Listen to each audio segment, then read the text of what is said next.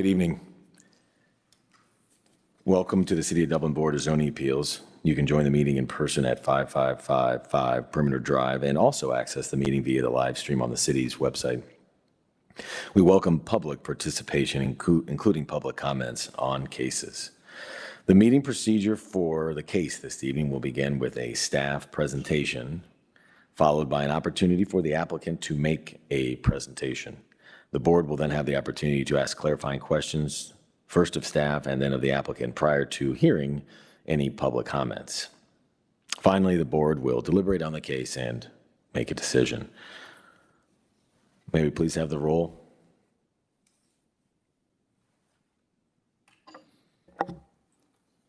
Mr. Deschler? Here. Mr. Nye?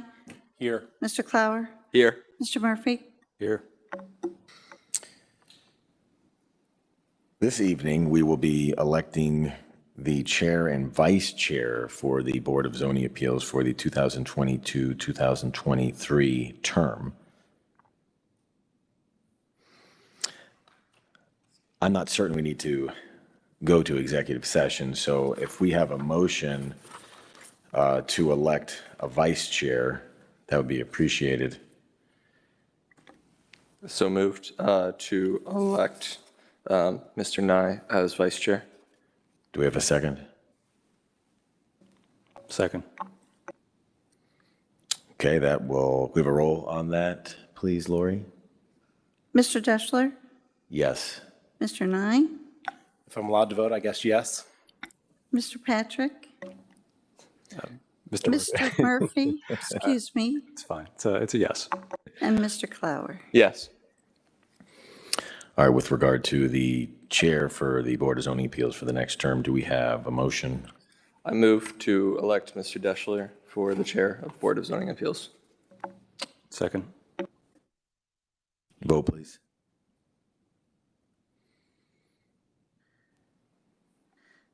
Mr. Nye?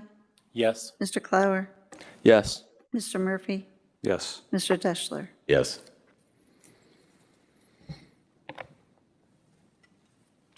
Okay, with regard, let's see here, to the February 24th, 2022 meeting, we'll need to have since there was not a vote last meeting to have those minutes into the record, we will be moving to have those admitted into the record. So that's the February 24, 2022 meeting. Can we have a roll for that, please? Or Needs to be a motion.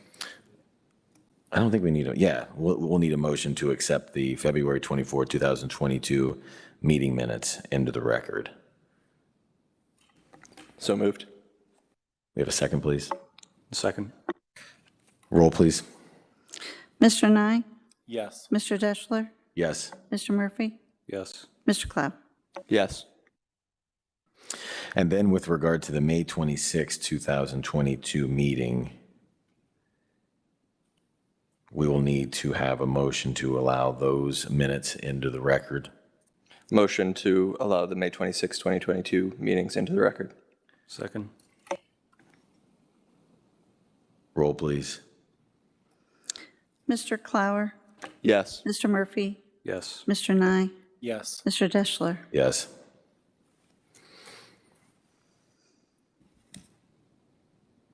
With regard to our case this evening, we'll move on to the swearing of witnesses and staff. If anyone intending to address the board, please stand and raise your right hand and answer in the affirmative. Do you swear or affirm to tell the truth, the whole truth, and nothing but the truth in your testimony to this board? Yes. Thank you. All right, for our case this evening, this is the Johansson residence at 4465 Summit View Road. This case number 22-081V with regard to a non-use area variance. Specifically, this is an application for variance to allow an accessory structure forward of the principal structure on a 2.08 acre site, zone R-1, restricted suburban residential district. The site is southeast of the intersection of Riverside Drive with Summit View Road. for our case presentation by staff. Zach, do you want to go ahead? Yes, thank you very much. Thanks. Well, good evening. Before you tonight is a request for a non-use area variance. This site is highlighted in yellow on your screen. This is in the northeast corner of the city of Dublin. It is 2.08 acres in size and zoned R1 zoning district. This does have frontage on Summit View Road to the north, and this home was built in 1975. To go through some of the site features, on the screen you'll see a contour map with the existing streams that are located within the vicinity. This site was developed as a flag lot. What this means is that there's a long stretch of land that connects to Summit View Road. That is the minimum amount of frontage that's necessary to create the adequate sized lot. And then you have your developable area to the rear, usually located at the end of the flagpole portion. So this access drive is about 330 feet long until you get to the developable area, hence creating that flag look. And the home is set back approximately 465 feet from Summit View Road, and then about 135 feet from the shared north property line, with the property owners to the north of the home. Additional site features, this site is heavily wooded on all sides. The home and the developable area is screened from Summit View Road as it is set back so far, and heavily screened by mature vegetation.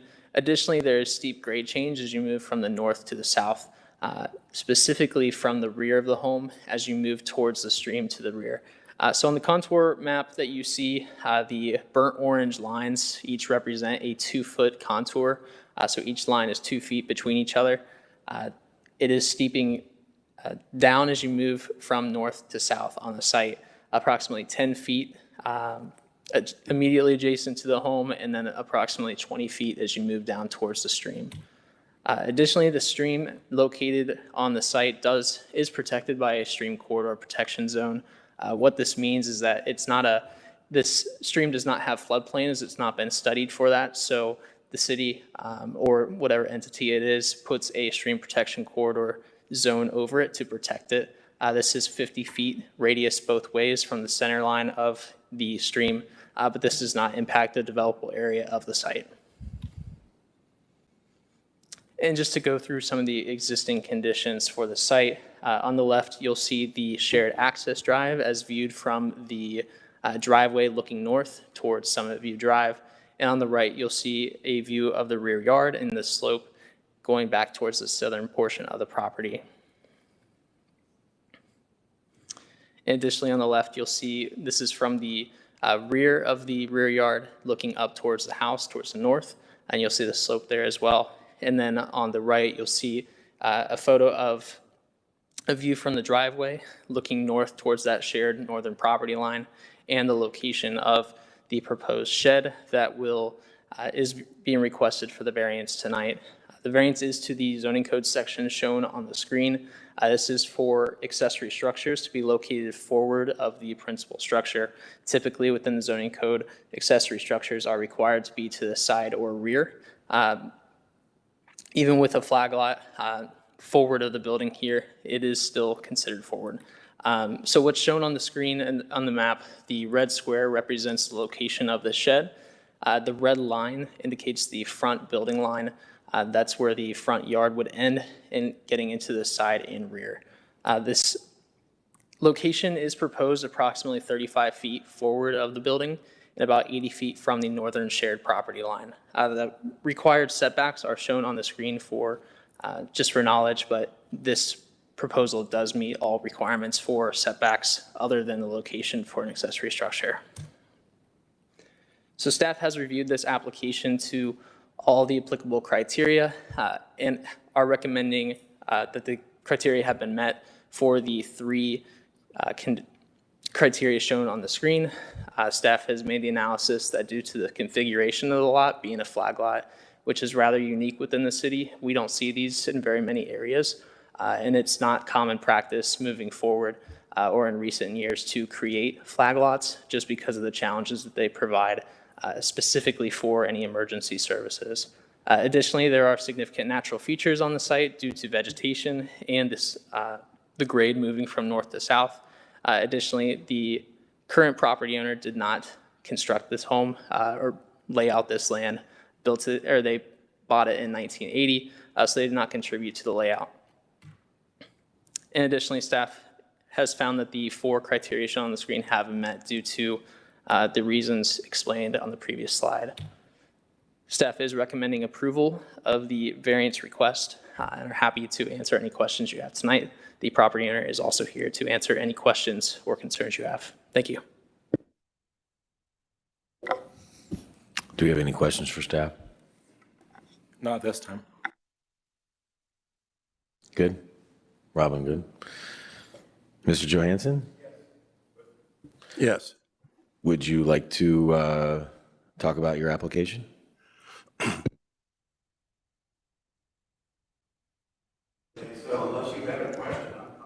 You know, with what he said and his recommendation, so I don't really, unless you have a question. Well, I think we reviewed your statement that you provided and staff's report. Do we have any questions for Mr. Johansson?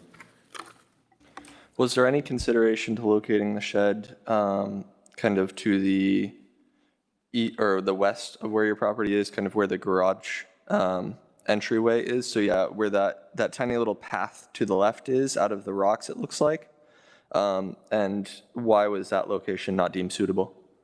It's really too close to the house right there. That is the sidewalk on the right there of the house.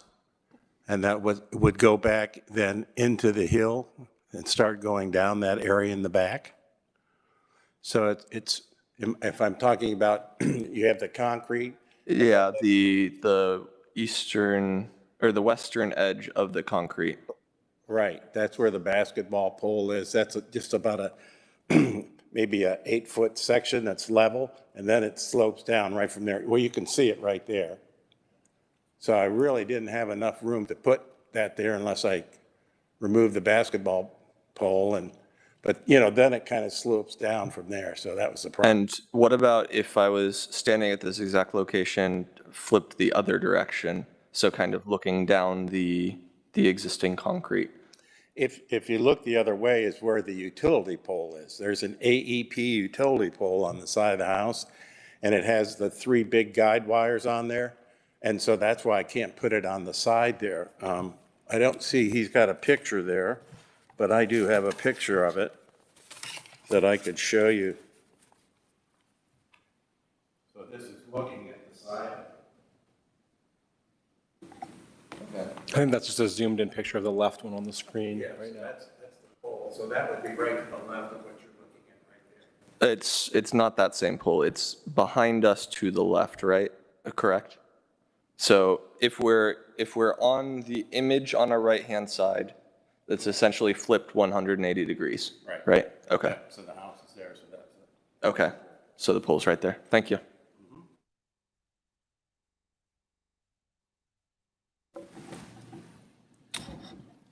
You have anything?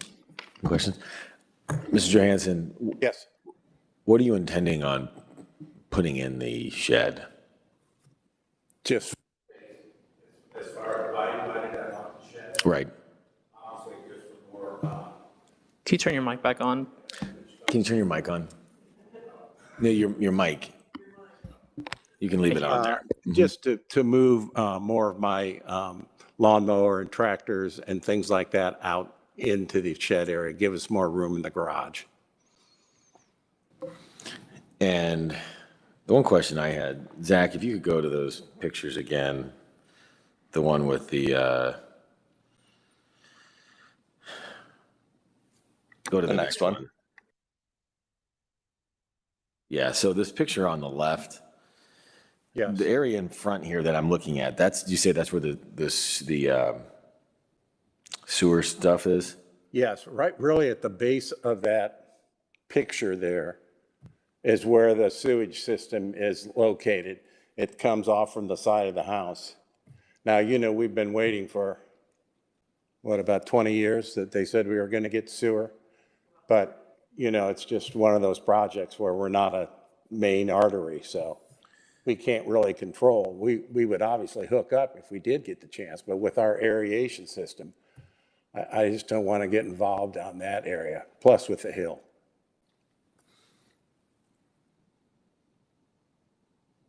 Okay.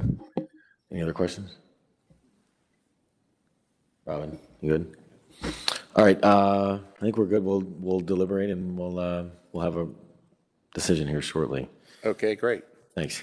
Should we leave or should No, we? you can hang tight. Okay. Yep. And because sometimes when we talk, a question comes up and we may need to ask you another question.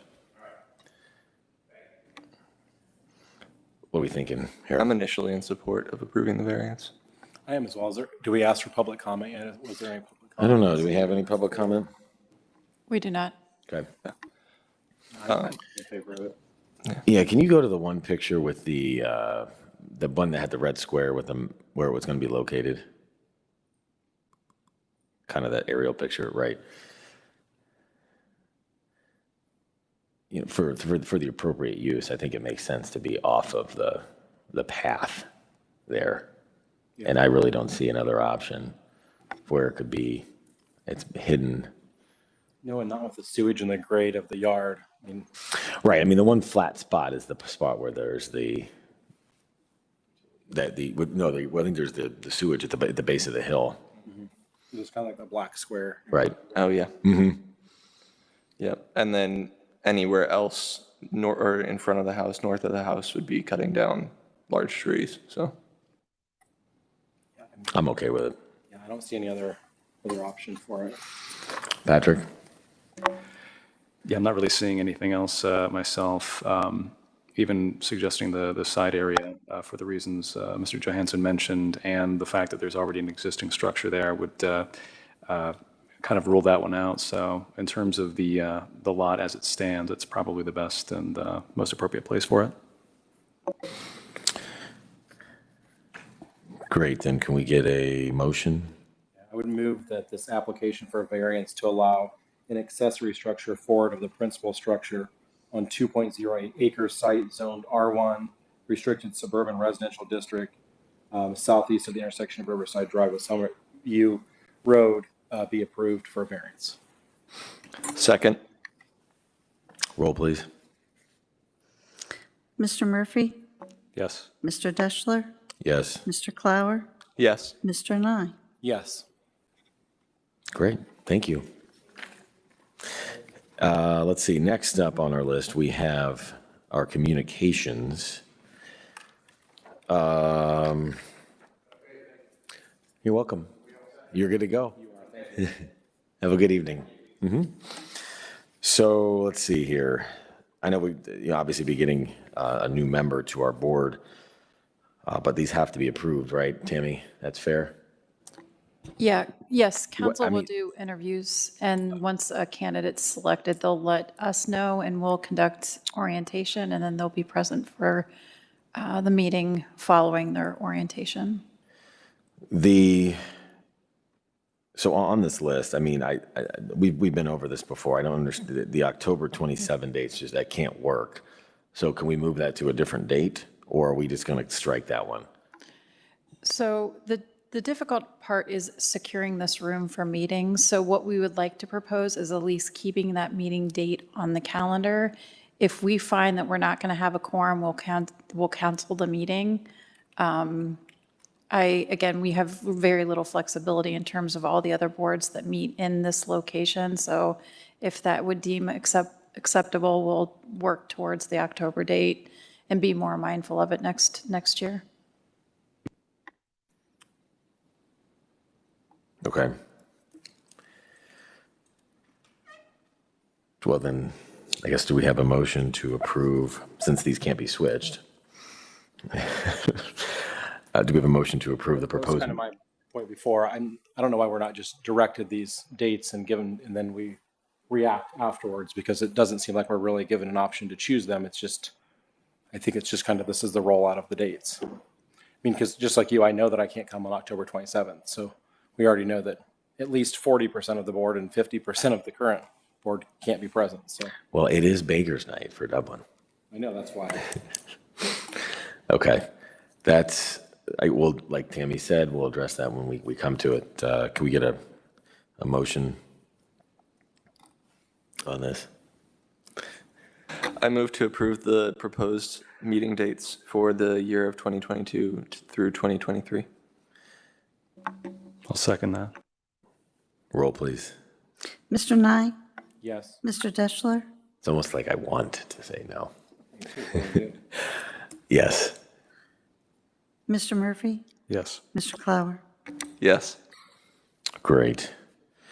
That'll be it for our meeting this evening. If there are no other further questions or comments, this meeting is adjourned, and it appears as if July 28th, 2022 is the next meeting. Do we know if we have any applications? Tammy? I'm looking at Zach and he's saying yes, so. Okay, great. Thank you. We're adjourned. It only took like